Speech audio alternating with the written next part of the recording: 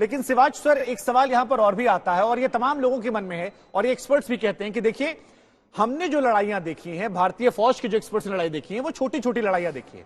क्या ये हमारा एनालिसिस था? क्योंकि हमने बॉर्डर पे लड़ाइयां देखी, लेकिन वहां की लड़ाइयां अलग हैं, वो शहरों पर लड़ाइयां होती हैं। ऐसे में शहरों पर लड़ाइयां, ये रूस की स्ट्रेटजी, क्या ये प्री प्लानिंग का हिस्सा थी? वो लंबी प्लानिंग करके आए थे, या जो बात यहां पर कही जा रही कि नहीं, परिस्थितियां बदल गई और उन परिस्थितियों का नतीजा हम देख रहे हैं?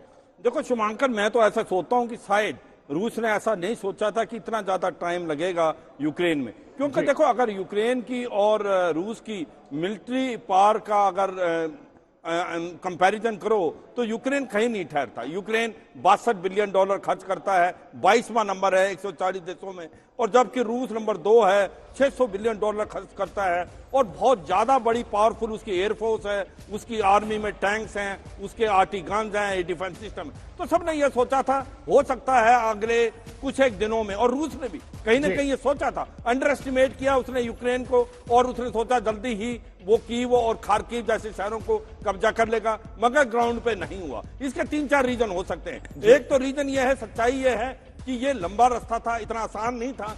करीब 500 से 600 किलोमीटर, चाहे बेलारूस के नॉर्थ से या ईस्ट से जो आपका डोनाबास एरिया या साउथ से क्रीमिया। दूसरा, मुझे लगता है एक जेलेंस्की की जो इंस्पिरेशनल लीडरशिप है उसने भी कहीं ना कहीं इंपैक्ट किया है। और थर्ड, जो वो बयान आप कह रहे हैं जिसमें कहा गया था कि हथियार दीजिए हमें, हथियार जो मिले हैं इनको, जेवलिन एंटी टैंक और आपके स्टिंगर जो की शोल्डर फायर, और उनको जो कामिको ड्रोन मिले हैं, उसने भी इंपैक्ट किया। तो ओवरऑल ऐसा लगता है, मुझे लग रहा है कि रूस ने जो सोचा था वो साइड ग्राउंड पे नहीं हुआ। अब वो स्ट्रेटेजी बदलने की कोशिश कर रहा है। ये नहीं मैं कह रहा कि अभी तक क्यों कीव को बर्बाद नहीं कर रहे, वो नहीं चाहता। मुझे लगता है पुतिन भी नहीं चाहता कि डिस्ट्रक्शन हो, इंफ्रास्ट्रक्चर टूटे और फिर कहीं ना कहीं वो बॉक डाउन हो जाए। मुझे अभी भी लगता है कहीं दलदल में तो नहीं फंसा। ये अफगानिस्तान 2.0 तो नहीं है, क्योंकि इसमें फायदा 2 देशों का है।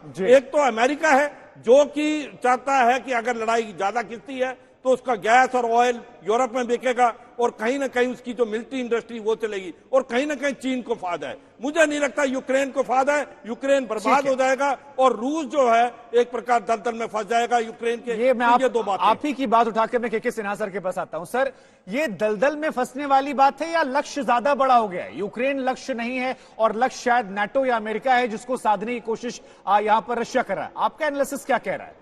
देखिए शुभांकर, 12 दिनों से मैं आपके चैनल के साथ लगा हूं और 12 दिनों में मेरे से पूछा गया था, तो मेरी आकलन मेरी थोड़े हटकर है जी। और मैं उस दिन भी कहा था, और सारे शायद मेरे को कह रहे थे, मैं नहीं कह रहा हूं कि मैं सही चल रहा था, मैंने कहा था कि 15 से 20 दिन। और मेरा आकलन क्यों था वो मैं बताना चाहता हूं। देखिए, जो रूस ने लेकर आया, उनकी 3 एक्सरसाइजेस को मैंने बारीकी से देखा है और उसको जानने की चेष्टा की जो उसने किया है जी। वो उसके 9 लाख फोर्स हैं, 1.5 लाख लेकर आया। कोई भी देश जब आता है आक्रमण के लिए और उसको पता है कि 2.5 लाख की फौज है जी, तो ये जब हम कहते हैं ना ट्रुप को बांटना, उसको लगाना, तो ये, और उसको 5 जगह से आना है, बाल्टिक सी के इलाके से आना है, ईस्टर्न से, जो कह रहे हैं वो फिर मैं दोहराऊंगा नहीं। तो ये कोई भी छोटे जो भी, और ऐसे रशियंस तो बहुत माहिर हैं। तो मैं ये बात उस समय भी कहा था, और ऐसा लगता है मुझे कि शायद जो मेरी आकलन थी, हम उसको नहीं कह रहे कि सच थी, मगर मेरे अनुसार जो कैलकुलेशन था सही था। मेरा दूसरा कैलकुलेशन था कि सभी लोग कहते हैं कि वो कीव को पकड़ने आया, कैप्चर करने आया। मेरा कहना है कि कहीं वो कैप्चर उचर करने आया नहीं, जैसा दिखता है जी, जो बार बार दिखता है, और उसको टाइम एंड स्पेस चाहिए। उसकी निगाहें भले यहीं हैं, निशाना कहीं है।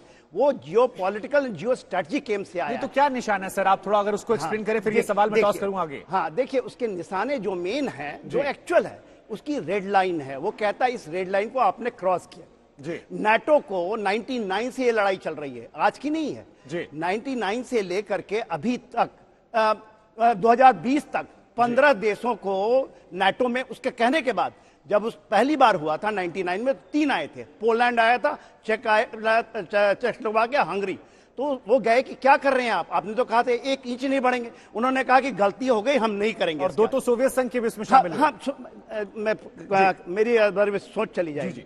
उसके बाद वो बराबर करते रहे। 2004 में किया, 7 ले आए, 2007 में किए, फिर 2017, 17, 20 21, उसके बाद उसने कहा रेड लाइन है।